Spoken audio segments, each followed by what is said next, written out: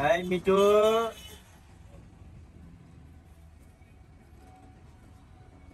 এত ফালাফালি করিস কেন? এই হলো টিয়া পাখি।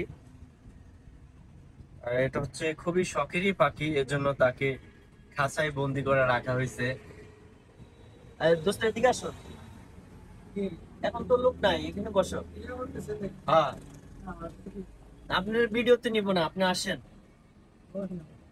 আপনার জীবন কাহিনীটা বলবেন আর আমরা টিয়া পাখির ভিডিওটা করবো। তো আমাদের আমার দোস্ত মনে করেন জীবন পাখি, জীবন নিয়ে একটা কাহিনী। আপনার টিয়া পাখি নিয়ে অনেক করছে ছোটবেলায়। তো সে জীবন কাহিনীটা এতক্ষণ বললো আর শুনলাম।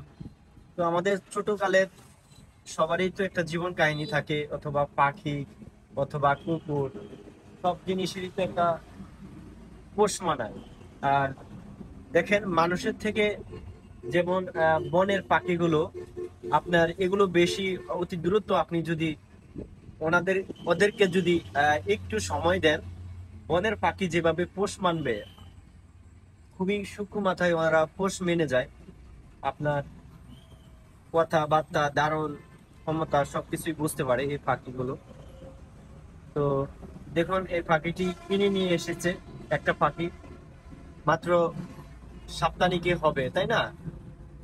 তো এটা যদি যদি আরো একটু ছোটবেলায় নিতে পারতো, তাহলে আর একটু ভালো হইতো। মানে ওকে কথা বলার একটা শিখিয়ে ফেলা যাইতো। এতদিন ধরে আহ দেখেন নতুন নিয়ে আসছে, এই জন্য বেশি উচ্ছৃঙ্খল করতেছে।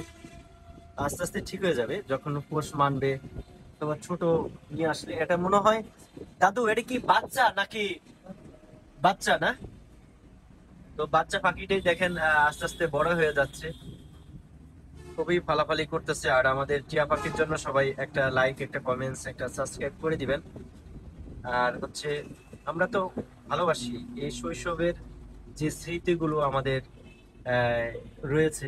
আসলে এই পাখি ধরা, পাখির বাসায় গাছে উঠে পাখির ডিম দেখা, তারপরে বাচ্চা করছে কিনা দেখা, এটা আমাদের, আমরা সবাই এগুলো করছি, তাই না?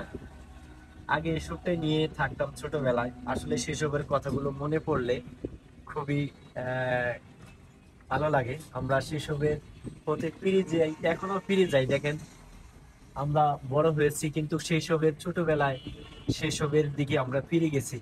দেখুন খাঁচায় বন্দি একটা পাখি, টিয়া পাখি।